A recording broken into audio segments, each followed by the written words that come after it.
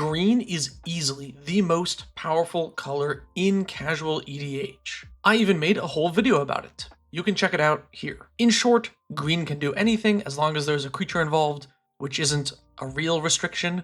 Additionally, the lack of combos and reliance on creatures that most casual decks tend to have will continue to bolster the strengths of green. I'm not going to rehash the whole video, just watch it if you want to be convinced green is busted. To beat green decks, there is a debate whether or not mass land destruction is the answer. There is a theory in Magic where, at the end of the game, the player who spent the most mana probably won. We can see this in 60-card formats. If a game ended on turn 4, we could see that an aggro deck spent all of its mana on turns 1, 2, 3, and 4, versus a slower control deck that might have skipped out on turns 1 and 2 and only played something on turn 3, so the player who spent the most mana won. Same in EDH.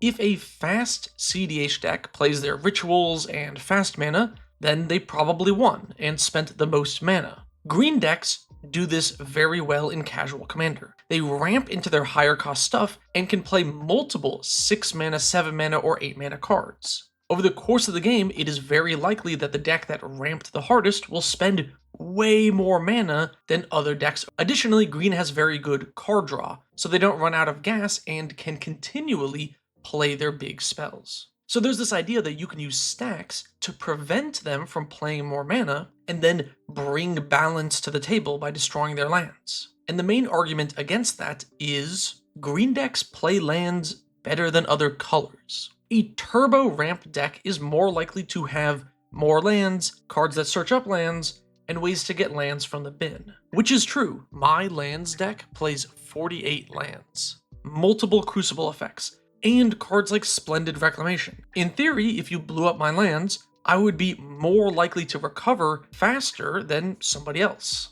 This seems like the logical conclusion, if you've never seen a Stacks deck piloted correctly. Stacks is one of the most challenging archetypes to pilot and build. You can easily throw the game or lock yourself out of a win if you're not very well versed with what your deck is trying to do. Here is a little mini Stacks lesson. Don't cast your resource denial pieces without parity breakers. I feel like this is why people get the impression that Stacks decks draw the game out really long, but that's only if you just play the winner orb randomly with nothing else to go with it. I've played a lot of Stacks, and usually after casting my mass land denial spell, if the game went long enough such that players could hit 4 lands and cast a Splendid Reclamation, then something went horribly wrong.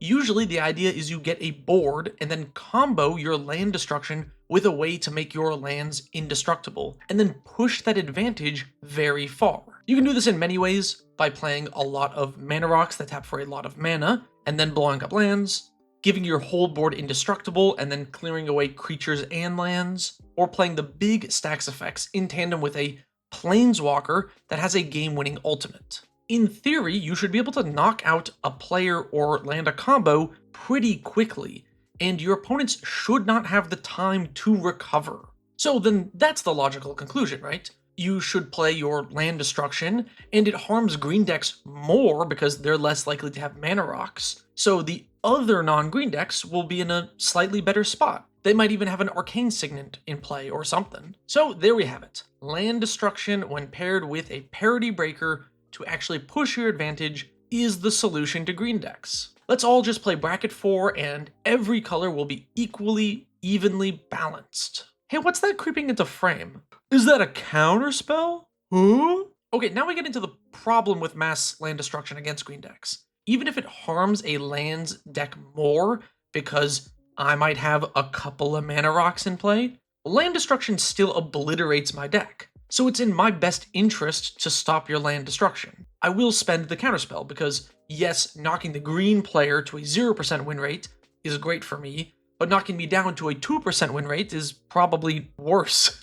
Additionally, land destruction is something which is extremely difficult to counter unless you are thinking about it consciously when building your deck. Which is why we can't just say, hey, let's add mana denial to lower brackets so green decks are more balanced.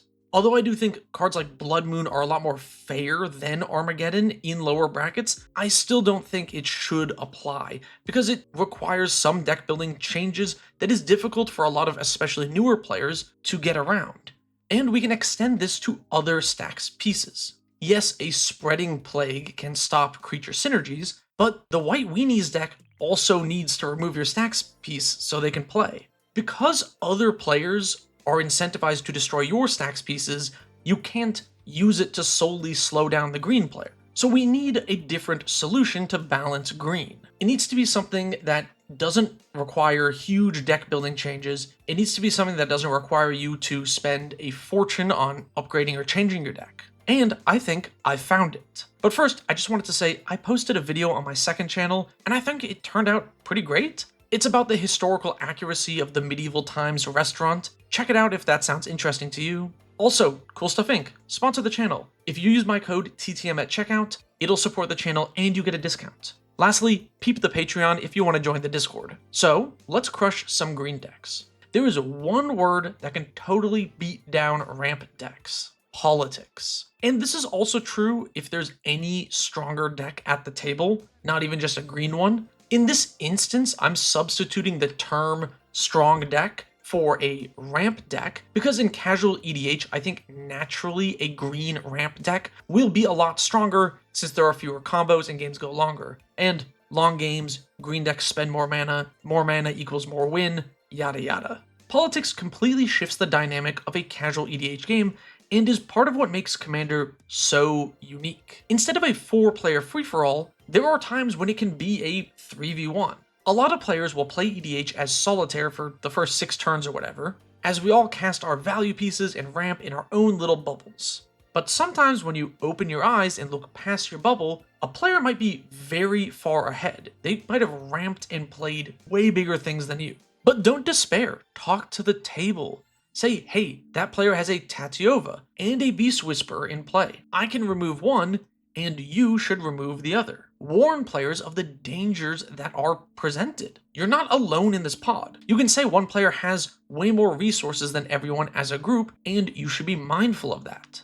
If you're trying to aggro down the green player, be vocal about who you are attacking. There have been multiple games where my board looks very scary, yet I was able to convince players to not cast a board wipe, because I simply said, I'm going to take out the Simic deck, and then you could wipe my board afterwards. It lets me continue my game plan, and the other players are not scared and don't feel like they have to save the table. And it doesn't need to be so extreme as to fully knock the green player out, although you can go that route. Aggro is perfectly fine as an answer to green. But if each player does one thing, like one Wrath, one enchantment removal spell, one artifact removal spell, to bring the green player in line with the rest of the table, it'll make the game feel a lot more fair. And be wary of the small bean play, where the green player says, oh, I haven't done my thing, I don't have anything on board, yada yada yada. That doesn't count. Their thing was casting ramp spell, ramp spell, ramp spell. If they haven't committed to the board and they get punished for it by being attacked, that's on them. Doing their thing can't be casting Genesis Wave for X is 20, because that's just winning the game instantly. The game's over after that. There's no do the thing. Their thing was ramping to their big stuff. They played the ramp. The big stuff is the finisher. This is why I think mana restriction and stacks is difficult to use in casual EDH to stop green players, because other players are incentivized to remove your stacks pieces as well. Instead, you need to use some amount of teamwork. 1-for-1 removal is usually card disadvantage in EDH, but it feels less so when your opponents are using their removal as well to keep the same player down. Now, of course, take this all with a grain of salt. Not every green deck is completely overpowered. It's possible that your buddy does have a legitimately fair casual deck with green in its color identity. I'm more talking about the ramp, ramp, ramp, big spell, win type decks. You know, Omnath, Chulane, Korvald, those types of commanders. The turbo green deck that can quickly go from no board to 100 damage. And if you are the turbo ramp player and you're complaining that players are 3v1ing against you before you get a chance to cast your Ulamogs and Kozileks, maybe you should tone it down a little bit. Getting 10 mana in a green deck feels like you're invincible. You're drawing cards, playing big bombs, and just doing it over and over again. You can't be mad when someone wants to stop you from getting to that feeling invincible part of the game. But now I want to hear from you. What did you think? Do you agree about stacks against green? Do you feel like politics is the answer? Let me know in the comments below. Thank you very much for watching. Special thanks to my tier 3 patrons whose names you see here. Link in the description if you want to join.